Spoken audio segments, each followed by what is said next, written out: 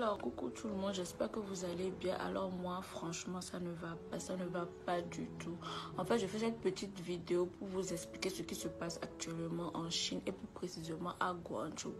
Et je tiens à vous préciser que Guangzhou est une ville et non une province. Alors, j'ai fait 7 ans en Chine, je suis actuellement à Guangzhou, qui est la ville commerciale, d'où une très grande population africaine, enfin la plus grande population africaine en Chine réside à Guangzhou en fait.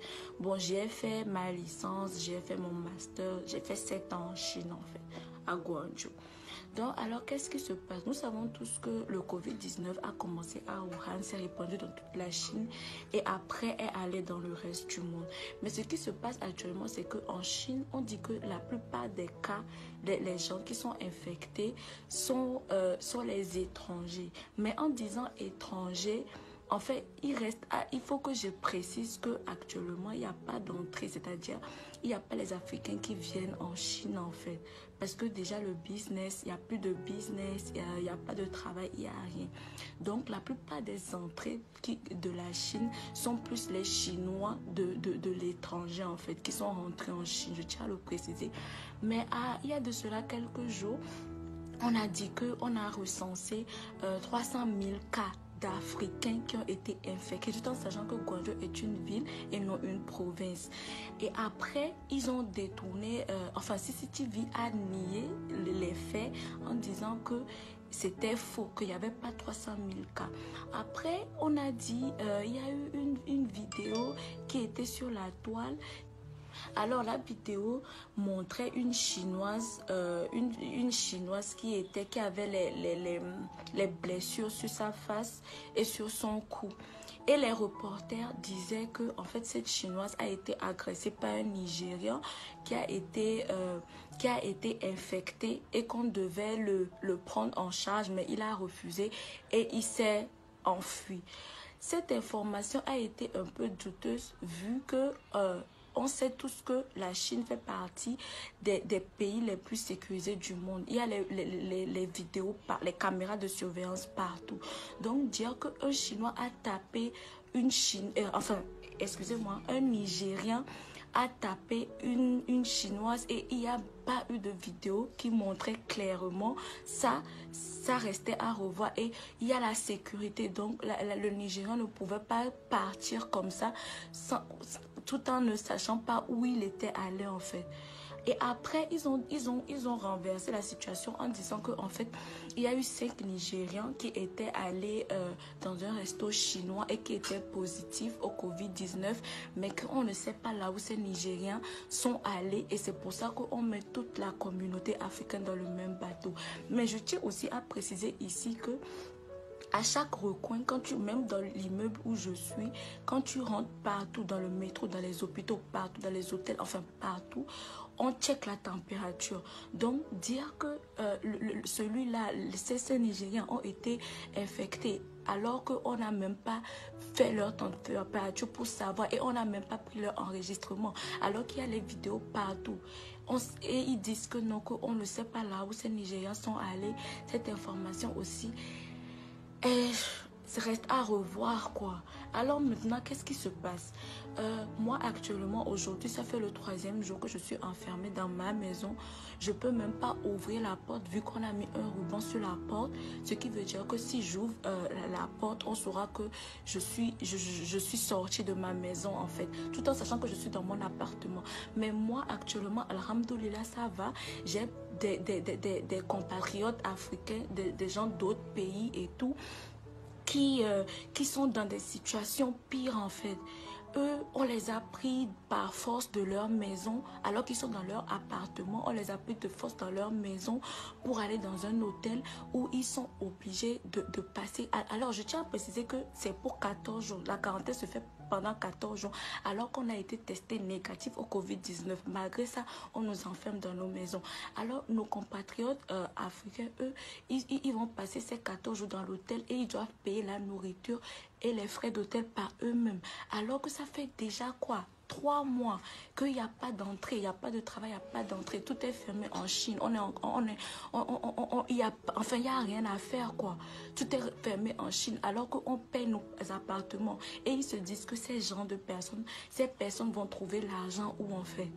Ils vont trouver l'argent où. Il y en a...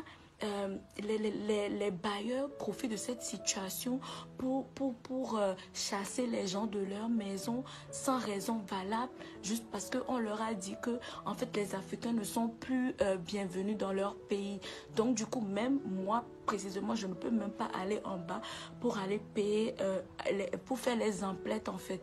Comment je fais, c'est que il faut scanner un code ou les appeler, leur dire ce que tu veux, les payer et ils amènent ça, ils mettent ça devant ta porte.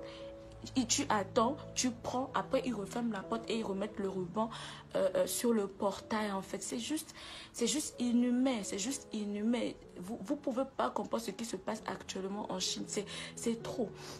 Et à part ça, juste pour vous faire comprendre comment le racisme, le fait que c'est juste le racisme, c'est que il y a un autre compatriote africain, lui, il est avec une noire américaine. Qu'est-ce qui s'est passé?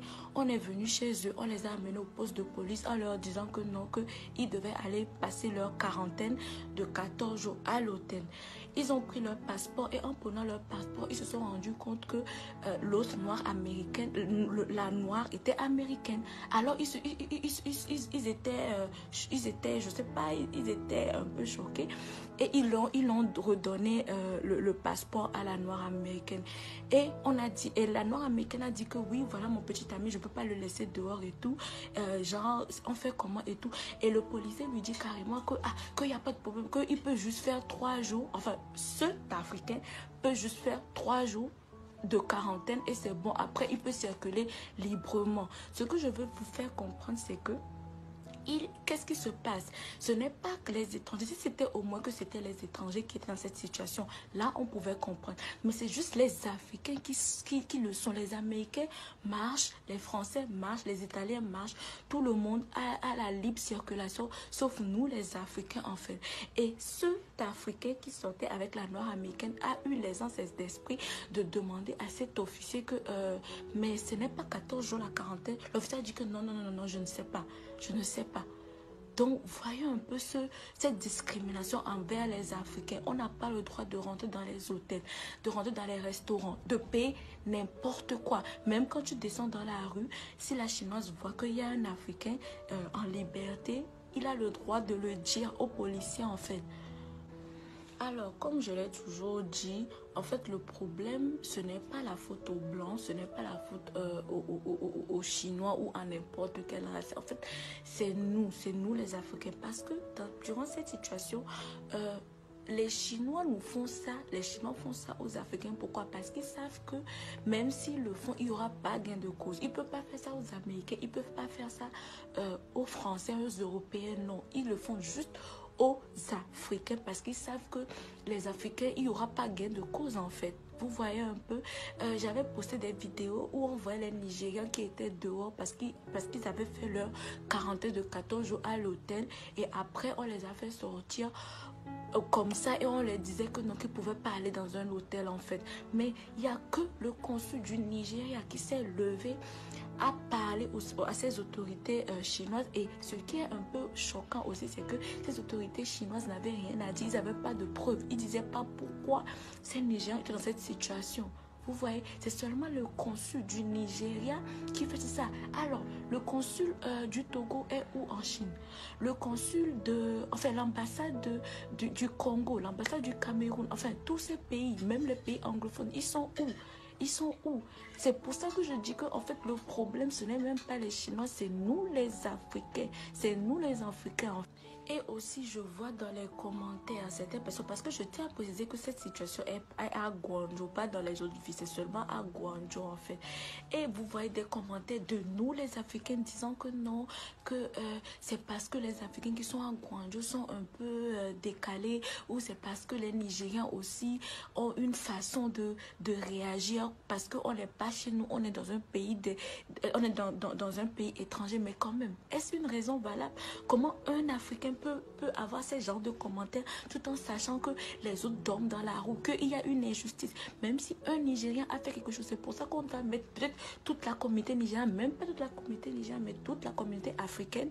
C'est pour ça que je vous dis que en fait le problème c'est nous les Africains, c'est nous les Africains. Allez partager au max parce que franchement, j'aimerais que les gens comprennent vraiment ce qui se passe parce que en fait, nous qui sommes en Chine, nous savons ce qui se passe en fait.